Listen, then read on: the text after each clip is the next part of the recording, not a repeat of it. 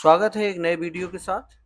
और सभी लोगों का बहुत बहुत हार्दिक स्वागत करते हैं अपने मीमांसा एक्सीलेंट एकेडमी यूट्यूब चैनल पर। और जिसमें आज हम लोग बिहार शिक्षक भर्ती हो या अन्य भी हो, लेकिन एक बिहार स्पेशल है। इस वजह से ये बिहार, क्योंकि बिहार की शिक्षक भर्ती आने वाली है, तो बिहार के साथ साथ, क्योंकि एनसीईआरटी जो है वो सेंट्रल लेवल की होती है, वो अपने कहीं भी इंडिया में एग्जाम हो टीचिंग के लिए इम्पोर्टेंट रहता है। तो एनसीईआरटी बुक के साथ और क्लास 11 की रहेगी, और इसके जो इम्पोर्टेंट फैक्ट रहेंगे उनसे हम लोग पढ़ेंगे। और इसमें जो लेसन है 7 लेसन रहेंगे, और उसमें से सबसे पहले हम पढ़ेंगे भारत की स्थिति के बारे में, क्योंकि इससे कई बार प्रश्न सबसे अधिक पूछे जाते हैं। तो हम लोग स्टार्ट करते हैं पहले लेसन के साथ। और पहला लेसन, जैसा कि हमने बताया, कि भारत की स्थिति के बारे में पढ़ेंगे और बहुत इंपॉर्टेंट रहेगा। और इससे जो महत्वपूर्ण फैक्ट हैं, वो जो इम्पोर्टेंट पॉइंट रहेंगे उसी का हम विश्लेषण करके इसमें पढ़ेंगे। और इसकी अगर डीपली अगर आपको क्लास देखना है थ्योरी, तो आप हमारी प्ले लिस्ट में जाकर देख सकते हैं। तो हम लोग सबसे पहले देखेंगे, बहुत इंपॉर्टेंट रहेगा, आप प्लीज वीडियो को पूरा देखें, स्किप ना करें। भारत की मुख्य भूमि जो है उत्तर में कश्मीर से लेकर दक्षिण में कन्याकुमारी तक, तथा पूर्व में अगर देखें तो अरुणाचल प्रदेश से पश्चिम में गुजरात तक फैली हुई है। भारत का सीमांतर यानी सीमा अंतर्गत जो क्षेत्र है वो आगे समुद्र की ओर 12 समुद्री मील लगभग 21.9 किलोमीटर तक फैला हुआ है। मानक अगर हम झीलें देखें तो झीलों का जो मानक मील है वो 63,360 है। समुद्री अगर मील देखें तो 72,960 है। यानी एक मानक मील बराबर लगभग कितना होता है? 1.6 किलोमीटर। यानी वैसे जो होता है, जो क्लियर है यानी करेक्ट है, वो है 1.584। तो इसे 1.6 के अंतर्गत मान लिया जाता है। और ऐसे ही एक समुद्री जो मील है उसका 1.8 किलोमीटर है।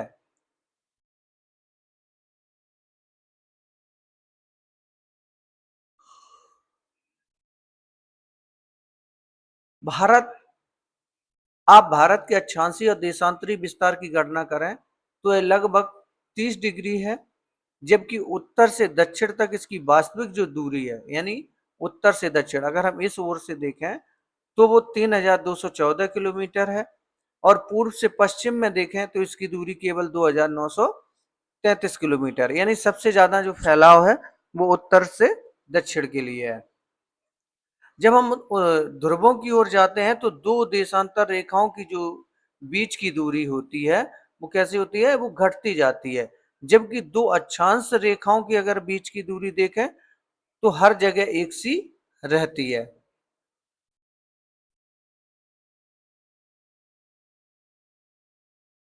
भारत का दक्षिणी हिस्सा जो है वो उष्णकटिबंधीय हिस्सा और उपोष्ण कटिबंधीय अथवा उष्ण शीतोष्ण कटिबंध की स्थिति है। देशांतर रेखाओं की अगर माने तो स्पष्ट होता है कि इनमें लगभग 30 डिग्री का अंतर है, जो हमारे देश के सबसे पूर्वी एवं सबसे पश्चिमी भागों के समय में लगभग 2 घंटों का अंतर पैदा होता है। कितना होता है? 2 घंटों का अंतर पैदा होता है। उत्तर पूर्वी राज्यों में अगर हम देखें तो जैसलमेर की तुलना में सूर्य 2 घंटे पहले उदय होता है। यानी अगर हम उत्तर पूर्वी राज्यों में अगर देखें तो जैसलमेर की तुलना में जो सूर्य है वो 2 घंटे पहले उदय होता है। और विश्व के देशों में आपसी समझ के तहत मानक एवमोत्तर को 7 डिग्री 30 मिनट देशांतर के गुणांक पर चुना जाता है। और यही कारण है कि 82 डिग्री 30 मिनट पूर्व यामोत्तर को भारत की मानक यामोत्तर रेखा कहा जाता है। कितना? 82.5 अंश।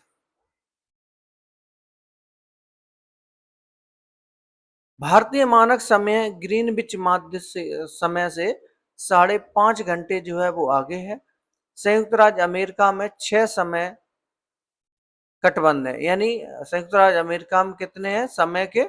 6 कटबंध है।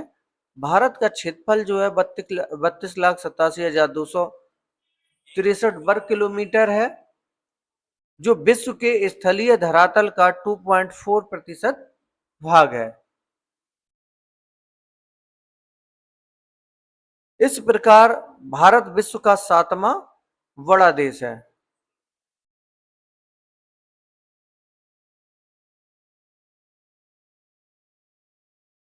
अब हम पढ़ेंगे नेक्स्ट जो पॉइंट रहेगा आकार।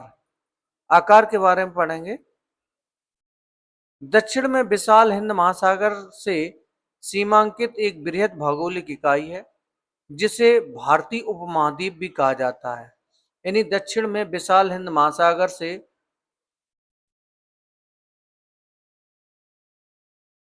सीमांकित एक बृहद भौगोलिक इकाई है, जिसे हम भारतीय उपमहाद्वीप के नाम से भी जानते हैं। इसमें पाकिस्तान, नेपाल, भूटान, बांग्लादेश और भारत आते हैं। भारत की संपूर्ण तट रेखा अगर देखें द्वीपों सहित समेत तो 7,517 किलोमीटर एक विस्तृत है। भारत एवं उसके पड़ोसी देशों के अगर बारे में हम देखते हैं तो श्रीलंका और मालदीव हिंद महासागर में स्थित दो द्वीपीय देश हैं। भारत के पड़ोसी भी हैं। श्रीलंका भारत से मन्नार की खाड़ी और पाक जल संधि द्वारा अलग होती है। इससे बनने वाले प्रश्नों को हम लोग देखेंगे, जो लेसन फर्स्ट के रहेंगे प्रश्न। पहला प्रश्न हमारा है कि निम्नलिखित में से कौन सा अक्षांशीय विस्तार भारत की संपूर्ण भूमि के विस्तार में संदर्भ में प्रासंगिक है। यानी अगर हम उत्तर से दक्षिण देखें तो 8 डिग्री 4 मिनट उत्तरी से 37 डिग्री 6 मिनट उत्तरी है। किस देश की भारत में विश्व के साथ सबसे लंबी स्थलीय सीमा है, तो वो बांग्लादेश से है। कौन सा देश क्षेत्रफल में भारत से बड़ा है, तो वो चीन है। यमोत्तर में कौन सा भारत मानक समय यमोत्तर है, जैसा कि मैंने बताया 82.5 अंश है। अगर आप एक सीधी रेखा में राजस्थान से नागालैंड की यात्रा करें तो किन नदियों को आप पार करेंगे, तो वो यमुना नदी को जो है वो पार नहीं करेंगे।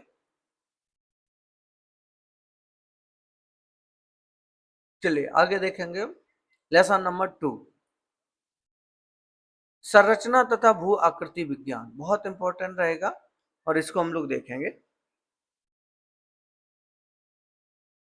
वर्तमान अनुमान के अनुसार पृथ्वी की आयु जो है लगभग कितनी 46 करोड़ वर्ष है। कितनी है 46 करोड़ वर्ष है। करोड़ों वर्ष पहले इंडियन प्लेट भूमध्य रेखा से दक्षिण में स्थित थी। यानी करोड़ों वर्ष पहले क्या है, इंडियन प्लेट भूमध्य रेखा से दक्षिण में स्थित थी।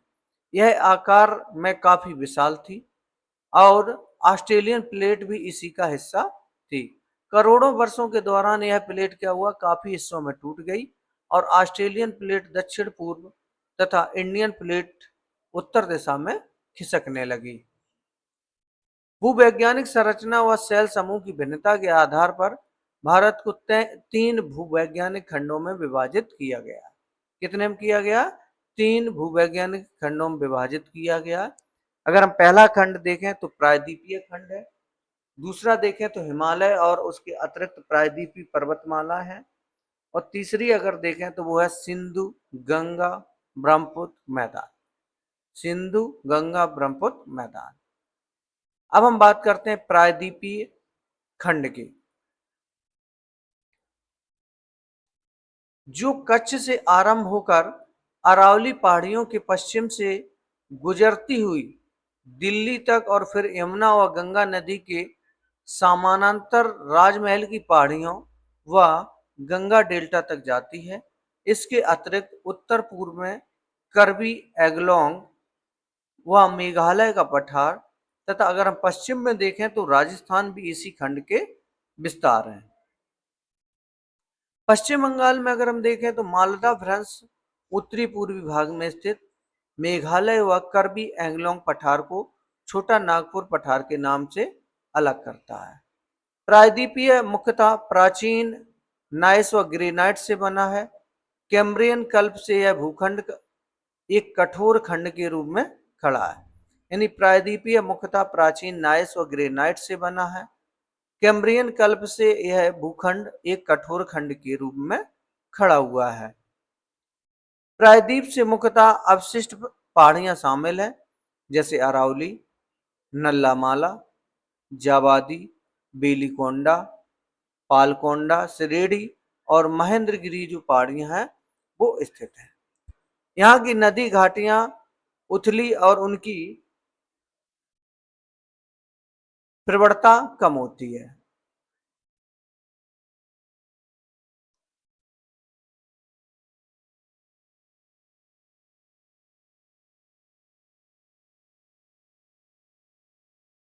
चलिए आगे देखेंगे हम।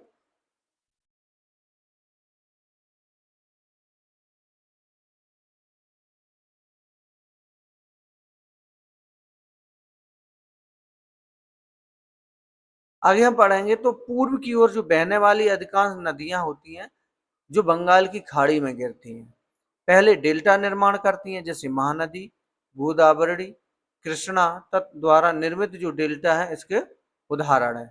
अगर यही चीज अगर हम देखें तो प्रायद्वीप के जो मुख्यतः अवशिष्ट पहाड़ियां शामिल है, जैसे अरावली, नल्लामाला, जावादी, बेलीकोंडा, पालकोंडा, ये सब सम्मिलित हैं प्रायद्वीपी। आगे देखें अगर हिमालय और अन्य अतिरिक्त प्रायद्वीपीय पर्वतमाला, नदियां युवा अवस्था में बी आकार की घाटियों का निर्माण करते हैं। नदियां क्या है, युवा अवस्था में वी आकार की घाटियों का निर्माण करते हैं। सिंधु गंगा ब्रह्मपुत्र मैदान, सिंधु गंगा ब्रह्मपुत्र मैदान के बारे में देखेंगे तो मैदानों में जलोढ़ की जो औसत गहराई है वो कितनी है, 1000 से 2000 मीटर है। अब हम देखेंगे भारत की जो स्थलाकृति की भू आकृति। भारत को निम्नलिखित भू आकृतिक खंडों में बांटा जा सकता है। एक पहला आता उत्तर तथा पूर्वी पर्वतमाला, उत्तर भारत का मैदान, प्रायद्वीपीय पठार, भारतीय मरुस्थल, तटीय मैदान और द्वीप समूह, ये जो है वो सम्मिलित हैं। आगे देखते हैं, अब हम पढ़ेंगे इसको विस्तार से कि जो उत्तर तथा उत्तरी पूर्वी पर्वतमाला में हिमालय पर्वत और उत्तर पूर्वी जो पहाड़ियां शामिल हैं वो हिमालय में कई समानांतर पर्वत श्रृंखलाएं भी सम्मिलित हैं। इसमें इसमें जैसे बृहत हिमालय, पार हिमालय श्रृंखलाएं, मध्य हिमालय और शिवालिक जो श्रेणियां हैं वो उत्तर पूर्वी पर्वतमालाओं के अंतर्गत आती हैं। बृहत हिमालय श्रृंखला में जिसे हम केंद्रीय अक्षीय श्रेणी भी कहा जाता है, पूर्व पश्चिम लंबाई अगर देखें यानी पूर्व से पश्चिम की लंबाई तो 2500 किलोमीटर तथा उत्तर से दक्षिण अगर इसकी चौड़ाई देखें तो वो 160 से 400 किलोमीटर है। कितनी है, 160 से 400 किलोमीटर है। आगे पढ़ते हैं, उच्चावच में आते हैं कि उच्चावच में क्या है। उच्चावच में जो ऊंची नीची पहाड़ियां होती हैं जिसमें पर्वत श्रेणियों के संरेखण और दूसरी भू आकृतियों पर आधार पर हिमालय को जो है वो निम्नलिखित भागों में बांटा गया है। अगर हम देखें तो एक पहला हिमालय आता है कश्मीर या उत्तर पश्चिमी हिमालय। दूसरा अगर देखें तो हिमाचल और उत्तरांचल हिमालय, दार्जिलिंग और सिक्किम हिमालय। नेक्स्ट आता है अरुणाचल हिमालय और नेक्स्ट पूर्वी पहाड़ियां और पर्वत। अब अगर हम इनको विस्तार से देखें तो सबसे पहले हम समझेंगे कि कश्मीर या उत्तर पश्चिमी हिमालय क्या है, यानी कश्मीर या उत्तर पश्चिमी हिमालय क्या है, इसको हम विस्तार से समझेंगे।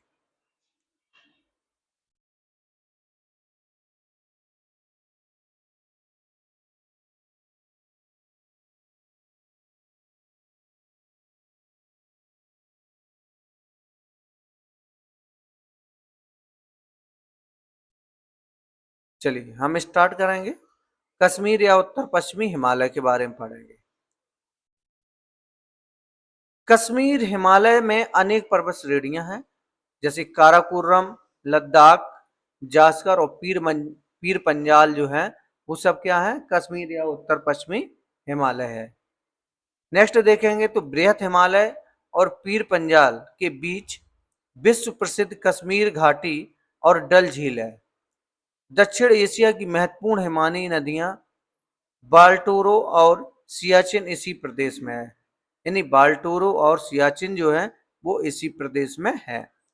कश्मीर हिमालय, जिसे हम करेबा के नाम से जी भी जानते हैं, कश्मीर हिमालय के लिए भी प्रसिद्ध है, जहां जाफरन की खेती की जाती है। किसकी की जाती है?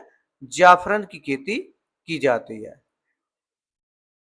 चलिए आगे हम पढ़ेंगे। बृहत हिमालय में जोजिला, पीर पंजाल, वनिहाल, जास्कर श्रेणी में अगर देखें तो फोटोला और लद्दाख श्रेणी में खरदुला जैसी महत्वपूर्ण दर्रे स्थित हैं। सिंधु तथा इसकी सहायक नदियां जो हैं वो झेलम और चिनाब ऐसे क्षेत्र को अववाहित करती हैं। जम्मू और कश्मीर की जो राजधानी है वो श्रीनगर, जो कि झेलम नदी के किनारे स्थित है। यानी जो श्रीनगर है वो कहाँ स्थित है? झेलम नदी के किनारे स्थित है। कश्मीर में झेलम नदी युवावस्था में बहती, तथापि नदीय स्थल के रूप के विकास में प्रौढ़ावस्था में निर्मित होने वाली विशिष्ट आकृति विसर्पों का निर्माण करती है। किसका करती है? एक विसर्पों का निर्माण करती है, जो कश्मीर में झेलम नदी युवावस्था में जब बहती है। चलिए आगे पढ़ते हैं। प्रदेश के दक्षिणी भाग में अनुदैर्ध्य यानी लॉन्गिट्यूडनल अनुदैर्ध्य घाटियां जो पाई जाती हैं, जिन्हें हम दून भी कहते हैं। क्या कहते हैं? दून के नाम से भी हम जानते हैं।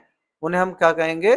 जो घाटियां होती हैं उन्हें दून के नाम से, जैसे अगर हम बात करें, जैसे जम्बू दून तो यानी जम्बू घाटी, पठानकोट दून प्रमुख हैंगे, देहरादून ये भी एक दून जो लगा है वो एक घाटी के रूप में है।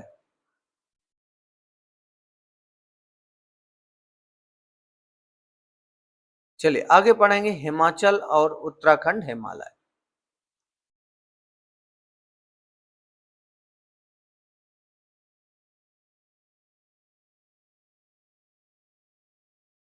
हिमालय का यह हिस्सा पश्चिम में रावी नदी और पूर्व में काली जो घाघरा की जो सहायक नदी है के बीच स्थित है।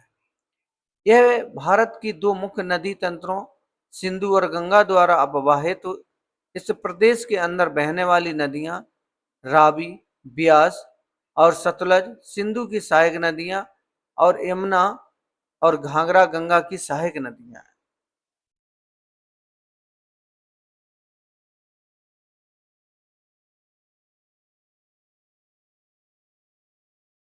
हिमालय की तीनों मुख्य पर्वत श्रृंखलाएं बृहत हिमालय, लघु हिमालय, जिन्हें हम हिमाचल में धौलाधर और उत्तराखंड में नागतीवा के नाम से जानते हैं। उत्तर दक्षिण में दिशा में जो फैली शिवालिक श्रेणी है, इससे हम हिमालय खंड में स्थित है। शिवालिक श्रेणी का मतलब है, शिवालिक शब्द की जो उत्पत्ति है वो देहरादून के नजदीक शिववाला में पाए जाने वाले भूगर्भिक रचनाओं से हुई। किसी समय यहाँ इंपीरियल सर्वे का मुख्यालय स्थित था, जो बाद में स्थायी रूप से देहरादून में स्थापित किया गया।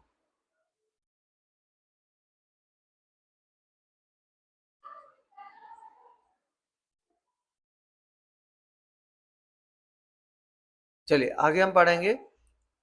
बृहद हिमालय की घाटियों में भोटिया प्रजाति के लोग रहते हैं। कौन से? यानी जैसे हम भाटिया भी कह सकते हैं। भोटिया प्रजाति के लोग रहते हैं बृहद हिमालय में। ये खनाब देश लोग हैं, जो ग्रीष्म ऋतु में वुगयाल स्थित यानी ऊंचाई की स्थिति स्थित घास के मैदान में चले जाते हैं। शरद ऋतु में घाटियों में लौट आते हैं। प्रसिद्ध फूलों की जो घाटी है वो इसी पर्वत क्षेत्र में स्थित है। किसमें स्थित है? बृहद हिमालय की घाटियों में। दार्जिलिंग और सिक्किम हिमालय।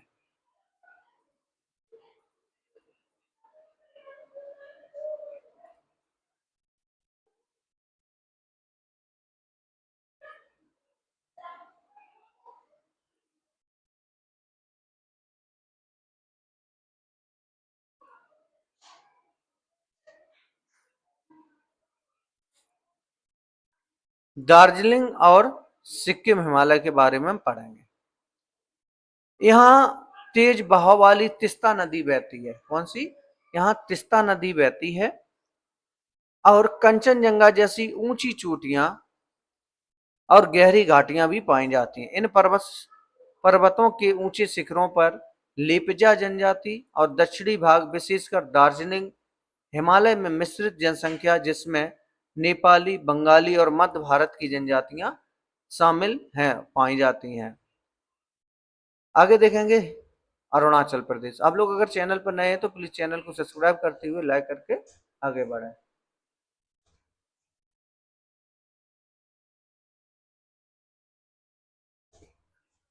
यह है पर्वत क्षेत्र भूटान हिमालय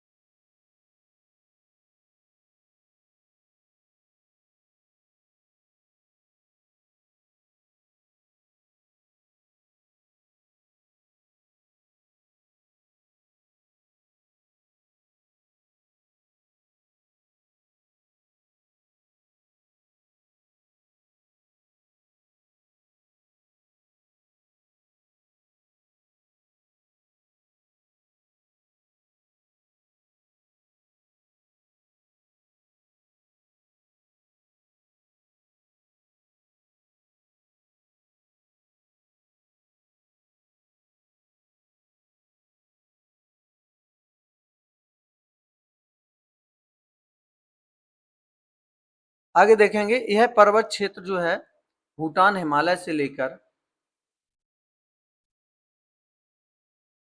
पूर्व में डिफ्रू दर्रे जो दर्रे हैं वहां तक फैला हुआ है। इस क्षेत्र की मुख्य चोटियों में जैसे कांगुती और नमचा जो है बरवा शामिल है। यह पर्वत श्रेणियां उत्तर से दक्षिण दिशा में तेज बहती हुई गहरे गॉर्ज बनाने वाली नदियों द्वारा विच्छेदित होती है। नामचा बरुआ को पार करने के बाद ब्रह्मपुत्र नदी एक गहरी गॉर्ज बनाती है। लोहित यहाँ की प्रमुख नदियां हैं। ये 12 नदियां हैं और बहुत से जलप्रपात भी बनाती है।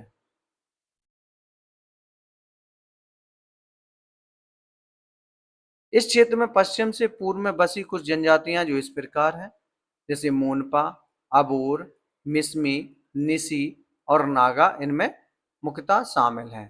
इनमें सबसे ज्यादातर जनजातियां जो हैं झूम खेती करती हैं, जिसे हम स्थानांतरित कृषि या स्लैश व वर्ण कृषि के रूप में जानते हैं।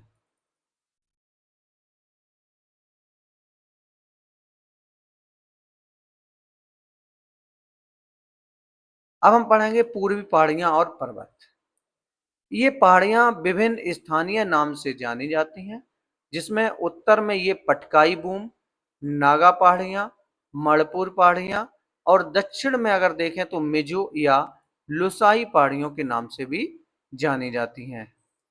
बराक, मणिपुर और मिजोरम की मुख्य नदी मणिपुर घाटी के मध्य एक झील स्थित है, जिसे हम लोकटाक झील के नाम से भी जानते हैं। यानी जो लोकटाक झील है वो बराक, मणिपुर और मिजोरम की मुख्य नदी मणिपुर घाटी के मध्य एक स्थित जो झील है वो लोकटाक झील के नाम से जानी जाती है। मिजोरम जैसे मोलिसिस बेसिन भी, यानी मिजोरम को एक मोलिसिस बेसिन के नाम से भी जाना जाता है, मृदुल और असंगठित चट्टानों से बना है। नागालैंड में जो बहने वाली ज्यादातर नदियां ब्रह्मपुत्र नदी की एक सहायक नदियां हैं। मिजोरम और मणिपुर की दो नदियां हैं, जैसे बराक नदी की सहायक नदियां हैं, जो मेघना नदी की एक सहायक नदी है।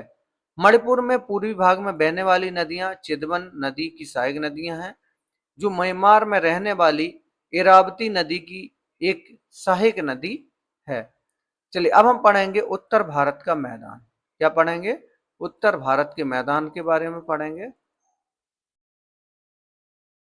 उत्तरी भारत का मैदान जैसे सिंधु, गंगा और ब्रह्मपुत्र नदियों द्वारा बहाकर लाए गए जलोढ़ निक्षेप से बना हुआ है। मैदान की पूर्व से पश्चिम लंबाई लगभग 3200 किलोमीटर है। उत्तर से दक्षिण दिशा में इन मैदानों को 3 भागों में बांट सकते हैं, जैसे भाबर का, तराई का और जलोड़ का मैदान। जलोड़ मैदान को 2 भागों में बांटा, जैसे खादर और वांगर। तराई से दक्षिण में मैदान जो पुराने और नए जलोड़ से बने होने के कारण बांगर और खादर कहलाता है। यानी तराई से दक्षिण में मैदान है जो वो पुराने और नए जलोड़ से बना होने के कारण बांगर और खादर कहलाता है। ब्रह्मपुत्र घाटी का मैदान नदीय द्वीप और बालू रोधकाओं की उपस्थिति के लिए जाना जाता है। आगे देखेंगे हम उत्तर भारत के मैदान में जो बहने वाली विशाल नदियां अपने मुहाने पर विश्व के बड़े बड़े डेल्टाओं का निर्माण करती हैं, जैसे सुंदरबन डेल्टा, जिसकी समुद्र तल से औसत ऊंचाई 50 से 100 मीटर है। हरियाणा और दिल्ली राज्य सिंधु और गंगा नदी तंत्रों के बीच जल विभाजक है। ब्रह्मपुत्र नदी अपनी घाटी में उत्तर से पूर्व दक्षिण पश्चिम दिशा में बहती है, परंतु बांग्लादेश में प्रवेश करने से पहले धुमरी के समीप यह नदी दक्षिण की ओर 90 डिग्री मुड़ जाती है। कितनी? 90 डिग्री मुड़ जाती है। अब हम बात करते हैं प्रायद्वीपीय पठार के बारे में। ये बहुत इंपॉर्टेंट था। यानी बांग्लादेश में प्रवेश करने से पहले धुबरी के समीप यह नदी क्या है? 90 डिग्री मुड़ जाती। कौन? ब्रह्मपुत्र नदी।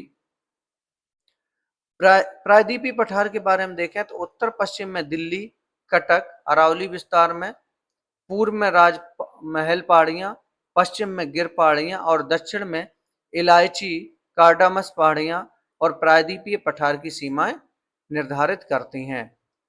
इस पठार के पश्चिमी और दक्षिण पश्चिमी भाग में मुख्य रूप से काली मिट्टी पाई जाती है। यानी इस पठार के पश्चिमी और उत्तर पश्चिमी भागों में मुख्य रूप से काली मिट्टी पाई जाती है। प्रायद्वीपीय पठार को 3 भागों में बांटा जाता है। कितने? 3 भागों में बांटा जाता है। पहला अगर हम देखें दक्कन का पठार, मध्य उच्च भूभाग, उत्तर पूर्वी पठार। यानी पहला दक्कन का पठार, मध्य उच्च भूभाग, तीसरा उत्तर पूर्वी पठार के रूप में जाना जाता है।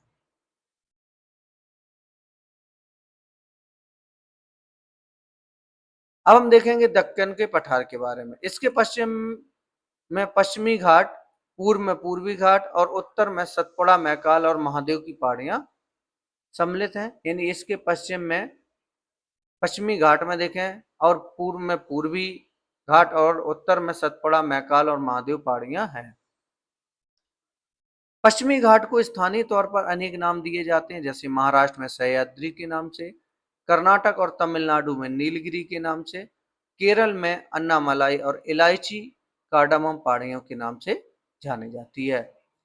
प्रायद्वीपीय पठार की सबसे ऊंची चोटी जो है वो क्या है? अनाईमुड़ी के नाम से जानते हैं। प्रायद्वीपीय पठार की सबसे ऊंची चोटी अनाईमुड़ी है, जो 2695 मीटर ऊंची है, जो पश्चिम घाट की अन्नामलाई पहाड़ियों में स्थित है। दूसरी सबसे ऊंची चोटी है डोडा बेटा और यह नीलगिरी पहाड़ियों में है। ज्यादातर प्रायद्वीपीय नदियों की उत्पत्ति जो पश्चिमी घाट से हुई है। किससे? पश्चिमी घाट से हुई है। यहाँ की मुख्य श्रेणियां हैं जाबादी पहाड़ियां, पालकोंडा श्रेणी, नल्लामाला पहाड़ियां और महेंद्रगिरी पहाड़ियां हैं। पूर्वी और पश्चिमी घाट नीलगिरी पहाड़ियों में आपस में मिलते हैं। यानी यहाँ की कुछ मुख्य श्रेणियां जाबादी पहाड़ियां, पालकोंडा श्रेणी, नल्लामाला पहाड़ियां और महेंद्रगिरी पहाड़ियां हैं। पूर्वी पश्चिमी घाट नीलगिरी पहाड़ियों में आपस में मिलते हैं।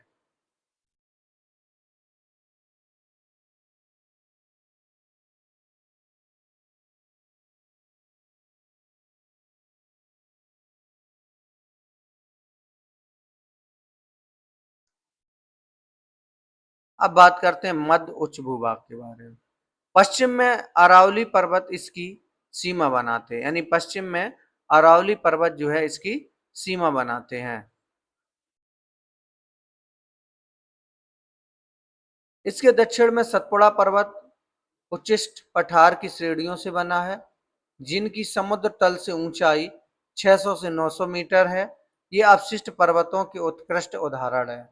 यानी इसके दक्षिण में सतपुड़ा पर्वत उच्चिष्ट पठार की श्रेणियों से बना है, जिनकी समुद्र तल से ऊंचाई 600 से 900 मीटर है। ये अवशिष्ट पर्वतों के उत्कृष्ट उदाहरण हैं। यमुना की अधिकतर सहायक नदियां विंध्याचल और कैमूर की श्रेणियों से निकलती है। बनास चंबल की एकमात्र मुख्य सहायक नदी है जो पश्चिम में अरावली से निकलती है। इन यमुना की अधिकतर सहायक नदियां विंध्याचल और कैमूर श्रेणियों से निकलती है। बनास चंबल की एकमात्र मुख्य सहायक नदी है जो पश्चिम में अरावली से निकलती है। अब हम बात करेंगे उत्तर पूर्वी पठार। आवास करने वाली जनजातियों के नाम के आधार पर मेघालय के पठार को 3 भागों में बांटा गया है। पहला देखेंगे गारो पहाड़ियां, खासी पहाड़ियां, जैंतिया पहाड़ियां। यानी उत्तर पूर्वी पठार आवास करने वाली जनजातियों के नाम पर जनजातियों के आधार पर मेघालय के पठार को बांटा गया। यानी गारो की पहाड़ियां यानी गारो जनजाति, खासी पहाड़ियां खासी जनजाति, जैंतिया पहाड़ियां यानी जैंतिया जनजाति। असम के कार्बी एंगलोंग पहाड़ियां भी इसी का एक विस्तार है।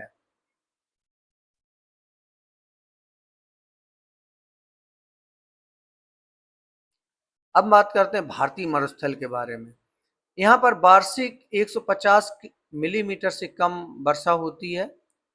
परिणाम स्वरूप यह एक शुष्क और वनस्पति रहित क्षेत्र है। यह माना जाता है कि मेजोजोइक काल में यह क्षेत्र समुद्र का हिस्सा था। मरुस्थल के दक्षिणी भाग में बहने वाली जो लूनी नदी है वो महत्वपूर्ण है। यानी राजस्थान की सबसे बड़ी नदी कौन सी है? लूनी नदी है।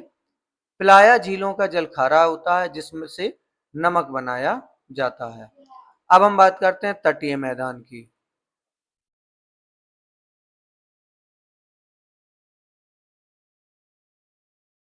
तटीय मैदानों को 2 भागों में बांटा जा सकता है, एक तो पश्चिमी तटीय मैदान और पूर्वी तटीय मैदान।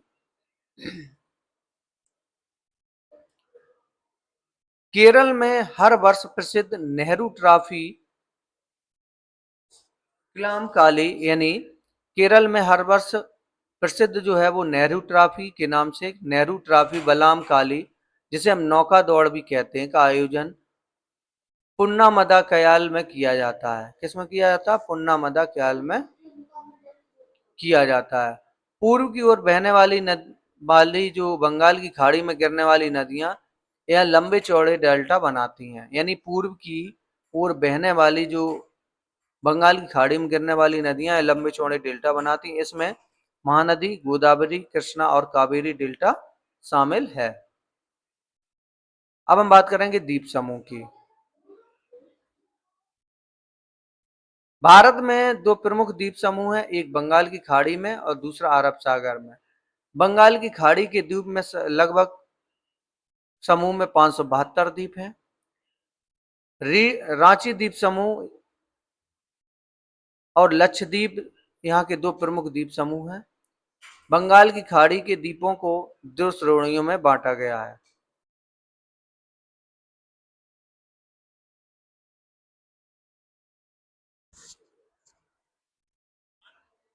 उत्तर में अंडमान और दक्षिण में निकोबार। कुछ छोटे द्वीपों की उत्पत्ति ज्वालामुखी से भी जुड़ी हुई है। वेरन आइलैंड नामक भारत एकमात्र जीवंत ज्वालामुखी है जो कि निकोबार द्वीप समूह में स्थित है। यह द्वीप असंगठित कंकड़ पत्थर और गोलाश्मों से बना हुआ है। इस समूह की मुख्य पर्वत चोटियों में सैंडल चोटी, उत्तरी अंडमान 738 मीटर, mount Diavolo, mount Koyob, mount Thuillier शामिल है। अरब सागर में द्वीपों में लक्षद्वीप और मिनकॉय शामिल है। यानी अरब सागर में देखें तो द्वीपों में लक्षद्वीप और मिनकॉय जो है शामिल है। पारादीप समूह प्रबाल निक्षेप से बना है। यहाँ 36 द्वीप हैं और इनमें से 11 पर मानव आवास है। मिनकॉय सबसे बड़ा द्वीप है जिसका क्षेत्रफल 453 वर्ग किलोमीटर है। पूरा द्वीप समूह 10 डिग्री चैनल 2 समूह में बांटा गया है। यानी 10 डिग्री चैनल 2 समूह में बांटा गया। उत्तर में अमीनी द्वीप और दक्षिण में कनानोरे द्वीप के नाम से जाना जाता है। अब इससे बनने वाले प्रश्नों को देख लेते हैं हम। प्रश्न आता है करेवा भू आकृति कहाँ पाई जाती है? वो कश्मीर हिमालय में। किस राज्य में लोकटक झील पाई जाती है? जैसे मणिपुर में। अंडमान और निकोबार में कौन सा जल क्षेत्र अलग करता है? 10 चैनल। डोडा बेटा चोटी निम्नलिखित में कौन सी पहाड़ियों में सम्मिलित है? वो अन्नामलाई की पहाड़ियों में सम्मिलित है। इस प्रकार से हमने ये लेसन कंप्लीट किया। अब हम लेसन 3 पढ़ेंगे नेक्स्ट वीडियो में। अगर वीडियो पसंद आए प्लीज लाइक करें और चैनल को सब्सक्राइब करते हुए बेल आइकन प्रेस करना ना भूलें और अपने दोस्तों को भी शेयर करें। मिलेंगे हम आपको नेक्स्ट वीडियो में, तब तक के लिए हम आपके साथ इस वीडियो के साथ विदा लेते हैं। मिलेंगे नेक्स्ट वीडियो में, तब तक के लिए जय हिंद जय भारत।